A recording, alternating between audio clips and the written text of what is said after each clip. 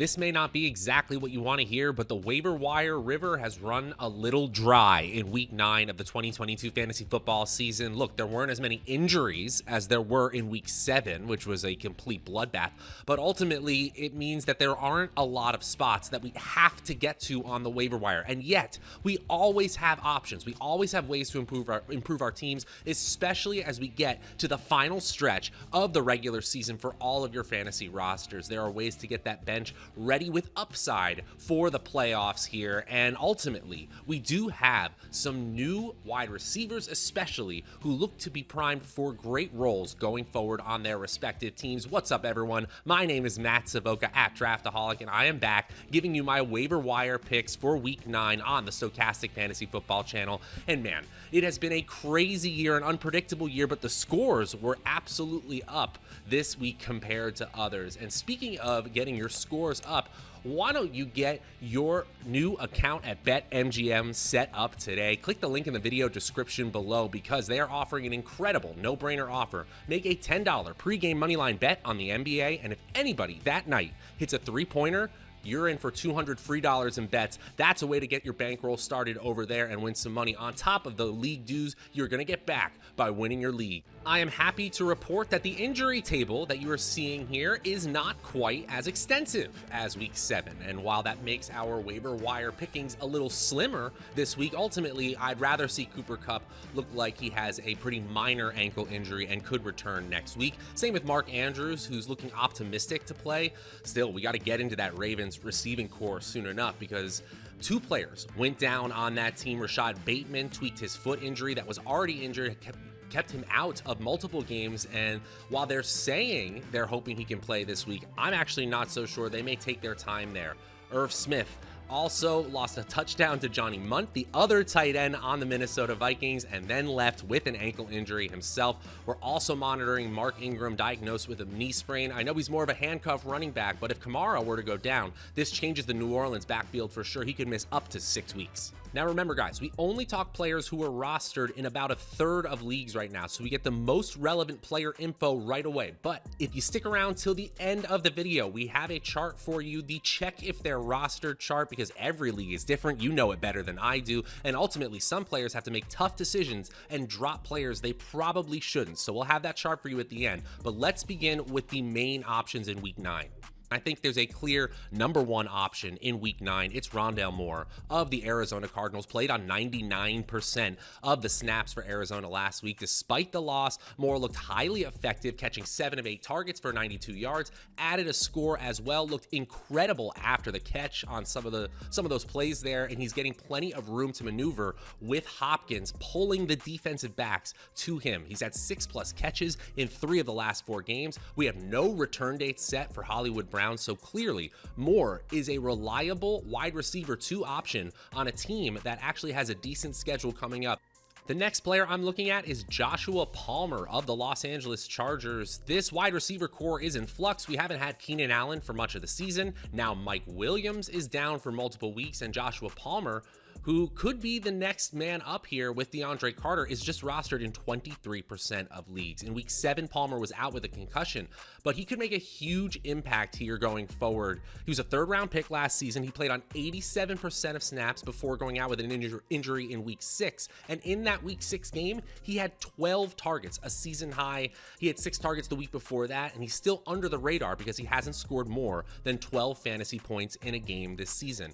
Herbert and the entire Chargers offense have some things to work out here, but rostered in just a few leagues here, and ultimately a player that even Austin Eckler, his teammate, said he was picking up in fantasy, looks like a good bet going forward. After Moore and Joshua Palmer, we have to talk about the Baltimore Ravens receiving core. We had Andrews go down with a shoulder injury. We had Bateman retweak his foot. And ultimately, some new players emerged for Lamar Jackson within this offense. You had Devin Duvernay, who's my first choice on the waiver wire, rostered in just 40% of leagues right now. That's a little above the mark, but I think it's worth it here because he's getting tons of work in the Baltimore passing game, regardless of the injuries. He played on 66% or more of the team's snaps in 4 straight weeks, 4+ targets in 4 of 5 games, and he's involved in the kick return game as well. Scored a rushing TD. He's a versatile player. If you get those points, for all those different categories, you're doing very well. And he's got New Orleans, a league average defense coming up. After the bye, he's got Carolina, Jacksonville, and Denver, so it gets a little bit tougher, and we'll see how those injuries play out. But Duvernay, and not Demarcus Robinson, who actually had more usage, is my first choice if the Ravens continue to be injured in the receiving corps. And then we have to talk about Ravens rookie tight end, Isaiah Likely. I've been saying for weeks that Likely was the rare tight end handcuff and would be an every week starter if Mark Andrews were to ever miss significant time. And we saw that come to fruition, at least for the second part of Thursday Night Football in week 8. When Mark Andrews left, Likely became an every snap player, caught 6 passes, 77 yards, a touchdown.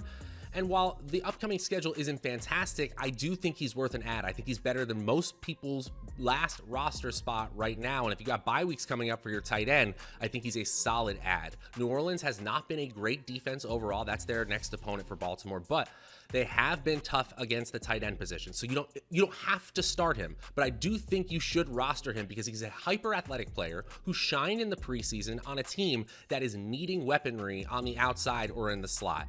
If Bateman's going to miss time, especially if Andrews is going to miss time, they're going to need Isaiah Likely to step up. If you're looking for a streaming quarterback, I hope Justin Fields is available in your league. In about 40% of leagues he's rostered, but mostly I believe those are super flex and 2 QB leagues. Justin Fields has outscored Lamar Jackson the last 3 weeks, folks. I'm not making that up. The rushing totals were down this week, but his evaded tackle numbers were even better. We're still talking about a player who's averaging around 10 rushing attempts the last 3 games. This is his 3rd no interception game in 5 games and his 2nd straight game with a rushing TD. Boy, that helps you in the fantasy point category. Clearly, Chicago more willing to let Fields tuck it and run and scramble all he wants. He's averaged 5.8 yards per carry or more in every single game since week 5. And look at the shootout potential for the Chicago Bears and Fields. I'm not saying they're going to become world beaters offensively, but I think Fields is going to get his. He's got the Miami Dolphins, the Detroit Lions, and the Atlanta Falcons as his next 3 opponents. And if your roster's set at the quarterback and flex position and you're looking for the best possible defense you can get for week 9, look no further than Kansas City Chiefs. The 28% roster defense is my absolute favorite in week 9. They open as 10-point favorites against Tennessee at home. Tennessee is going to be trotting out either injured Ryan Tannehill or inexperienced and ineffective Malik Willis. Willis only threw 10 times in week 8, and you'd think that means he rushed it a lot.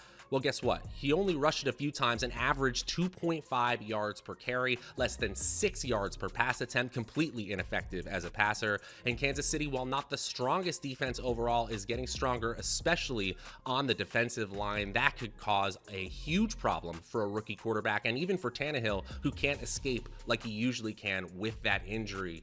This is a situation where they can just cause plenty of havoc, plenty of turnovers, and I think they get a touchdown out of here. The Chiefs, by far my #1 waiver wire defense.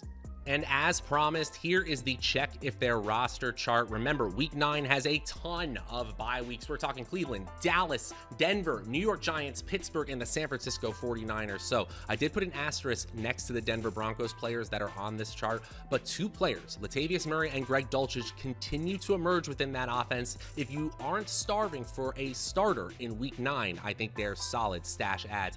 If Rachaad White and Kenyon Drake are available in your league, run to the waiver wire to grab them because of the ways they could be utilized in their offense, especially Drake, with Gus Edwards going down, could be a starter going forward. Also, Darnell Mooney actually looks like he's emerging here in about half of leagues. He's been dropped at this point, so check if he's available if you need a flex starter going forward. And then Evan Ingram had a solid day in London. Nothing spectacular, but if you need a streaming tight end this week, he would be my top option. And I'll tell you what else is my top pick, BetMGM. You can get $200 free in bets by making a $10 pregame NBA moneyline bet as long as somebody in the NBA hits a 3-pointer. Offer not valid in New York, Pennsylvania, or Missouri, but you should get into the action over there. Such a fun place to play, and let's go win some fantasy championships. My name is Matt Savoca at Draftaholic. We will be back all week long with our live strategy shows, more VODs just like this, and our Q&A sessions to get you ready for your fantasy championships. Until next time, we'll see you guys later.